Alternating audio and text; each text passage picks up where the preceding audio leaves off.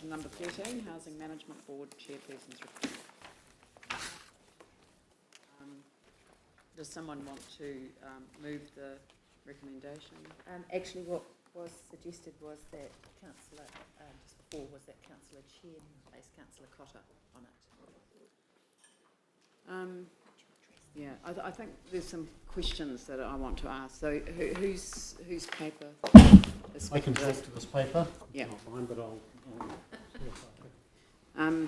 I think that the main question that I have is in relation to the suggestion that we resolve a conflict of interest issue by appointing further councillors. Can we just have an explanation as to why that's a good approach? Well, we might need to have legal. What was happening, basically, we were making, the Housing Board has got quite strong delegated powers from the council to make some decisions. However, the same people on that board, or 3 out of the 4 on that board, are the same people that are going to be sitting as your representatives in the CHIP. And so they were making decisions, very high-level decisions, because you've given them high level of delegations, that could affect that future entity. And so there was a potential scene. So by adding these few people in, it meant that if there was the decision that was going to directly affect the CHIP, that those people could stand aside with a conflict of interest and would still have a quorum. So it enabled the decision-making to proceed still without it just getting stored and all having to come back here, because you had the same people on the same... But why wouldn't we have replaced them rather than add to them? That's what I don't understand. Okay. I'm quite happy. Well, yeah. I can't answer that. I'm sorry. I think Mary would probably be the best to advise. No, not. Yeah, I'm not saying she is wouldn't, in, but yeah, she's been in. You know. But she's not. She said to me on the way out that she wasn't the person for this paper anymore. Yeah. I understand it's also about maintaining the expertise in terms of other decisions and for that period of time. Yeah, but I mean, this is not good corporate governance. No. I mean, make up your mind which board you're going to sit on. But the fact that you appoint new directors because you have a conflict of interest with the other directors doesn't make any corporate governance sense at all. Well, the simplest thing would be just to finish the Housing Management Board and not have any of these issues go to it. And it's probably got a life of 2 to 3 months anyway. That's why we weren't looking at restarting the entire thing, given how much has happened. That might be a good idea. I mean, who does the Housing Management Board report to?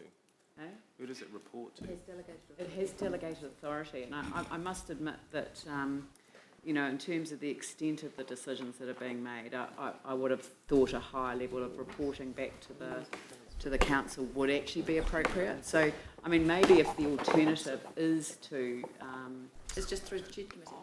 I don't think anybody minds at all. Yeah, the only different, just the one concern that I have about the report to Ched at this stage is that this is very high-level strategic decision-making now. We're transferring... Yeah, we'll just do it through council. Yeah. I'm just abolish the board. It's no problem. Yeah, that's good. Well, the purpose of this board in the beginning was to be council's interface with the setup of the CHIP. The trust deed of the CHIP is now signed. That work is done. So the main role of the Housing Management Board has actually now passed. It's just any further decision-making or oversight that's needed of the setup of the CHIP, which is likely to be minimal. Well, in which case, that sort of kind of oversight role would be the Ched rather than this board. Yes. So any papers would go to the... Totally fine. Yeah. But we don't actually have a paper in front of us that does that unless we simply move to disestablish the Well, why don't we just Housing delay this Management until Board. next one and we'll get something from the Ched. All right.